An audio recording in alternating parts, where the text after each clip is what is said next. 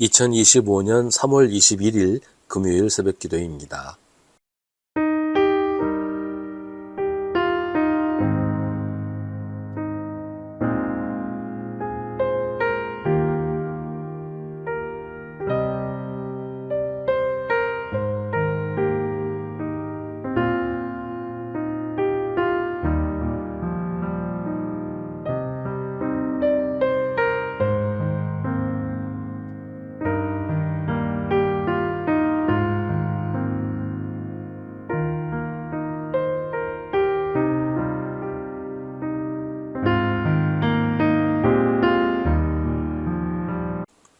요한계시록 3장 1절부터 6절입니다.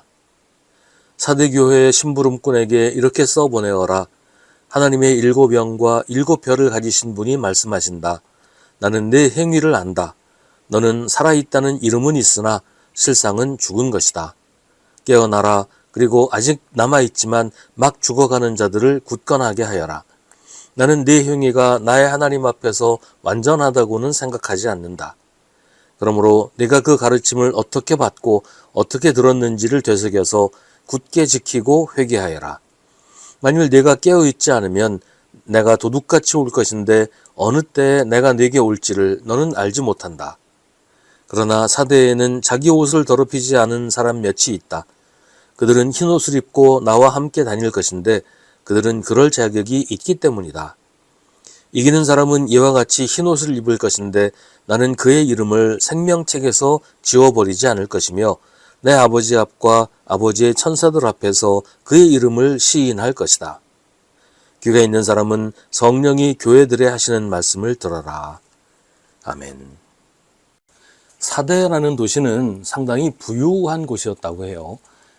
도시는 언덕 위에 세워졌고 견고한 성으로 방비가 되어 있어서 외적의 침략을 받은 적이 없다고 합니다.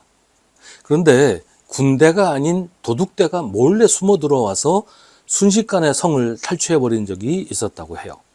그러니까 정면으로 침략하고 공격해오는 적은 잘 막아냈는데 몰래 숨어 들어오는 도둑에게는 속수무책이었다는 거죠. 사대교회의 상황은 사대 도시의 상황과 아주 흡사했습니다. 사대교회는 특별한 고난이나 핍박을 당하지 않았던 것 같아요. 신앙을 지키기에 별 어려움이 없이 지내오는 교회였습니다. 그 속에서 교회는 믿음을 잘 지키고 신앙생활을 잘하고 있다고 스스로 생각했는데 예수님은 그들을 향해 말씀하시기를 너는 살아있다는 이름은 있으나 실상은 죽었다고 하십니다. 고난도 없고 어려움도 없으니까 나태하고 게을러져서 신앙에 잠을 자고 있다는 겁니다. 그러니까 신앙의 어떤 종교 생활은 잘했는데 진정한 신앙은 식어버렸다는 거죠.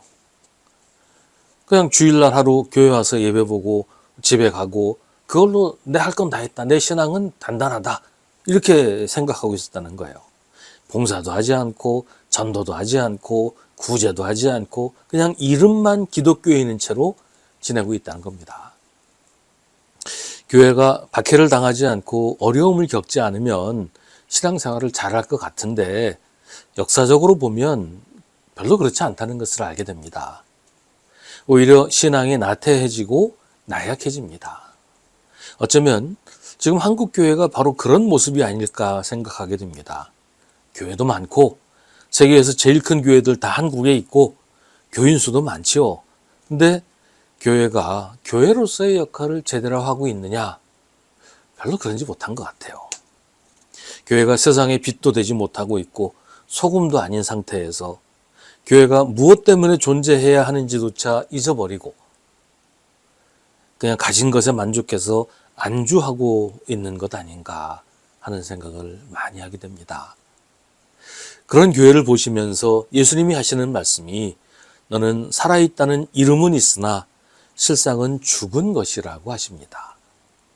교회에 박해가 없으면 감사하면서 더 열심히 믿음을 지키며 살아야 하는데 방심하고 긴장하지 않고 그냥 습관적으로 신앙생활 하다가 슬금슬금 세상 풍조가 들어오고 자기도 모르는 사이에 타락하고 그러다가 무너지는 거죠. 예수님은 우리에게 깨어나라고 하십니다. 신앙의 잠에서 깨어나라고 하십니다.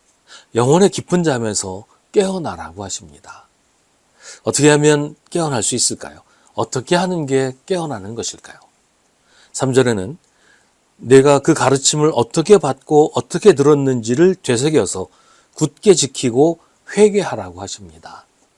처음 예수 믿을 때의 그 기쁨, 그 감격을 다시 살려내라는 것이죠. 예수님이 우리에게 하신 말씀을 말씀 그대로 믿고 따르라는 겁니다. 자꾸 핑계대고 이유 달고 해석해서 자기 멋대로 풀려고 하지 말고 말씀하신 그대로만 듣고 믿고 그대로 행하라는 겁니다. 정신 차려서 나 자신을 살피라고 하십니다. 내가 지금 뭘 하고 있는지, 내가 지금 누구를 따르고 있는지, 내가 지금 무엇을 믿고 있는지 확인하라고 하십니다.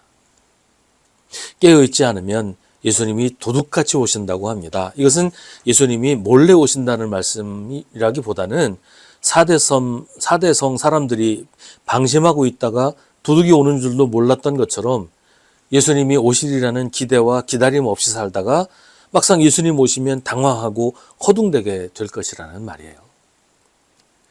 그러나 그 속에서도 믿음을 잘 지키고 믿음대로 사는, 말씀대로 사는 사람들이 있었다는 것이고요.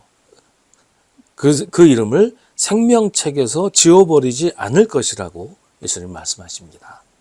교회가 타락하고 하나님을 외면해도 그 속에서 하나님을 진실하게 믿는 사람은 반드시 구원하십니다. 그러나 그런 교회 속에서 혼자서 진실된 믿음을 지키란 쉽지 않지요. 그래서 교회가 개혁되어야 하는 것이고 교회가 믿음을 회복해야 하는 것입니다. 오늘 말씀을 통해서 지금 우리의 모습을 돌아보게 됩니다. 우리는 하나님을 믿고 따르고 있습니까? 그저 편한 대로, 나 좋을 대로 믿는 믿음은 아닙니까? 달면 삼키고 쓰면 뱉는다고 내 마음에 들고 내가 좋아하면 믿고 나를 불편하게 하고 내 마음에 안 들면 혹은 내가 손해볼 것 같으면 하루아침에 외면하는 그런 신앙은 아닙니까? 교회가 나한테 좀 잘해주면 다니고 좀 소홀하게 하거나 부담스럽게 하면 하루아침에 등 돌리는 신앙은 아닙니까? 교회가 나를 위해 있는 게 아니고 내가 교회입니다. 내가 예수님을 위해 사는 겁니다. 요즘처럼 신앙생활하기 좋은 때가 또 언제 있었겠어요? 이런 좋은 때 정말 열심히, 정말 진실하고 신실하게 주님을 믿고 의지하고 따르고 순종하며 살아야 하지 않겠습니까?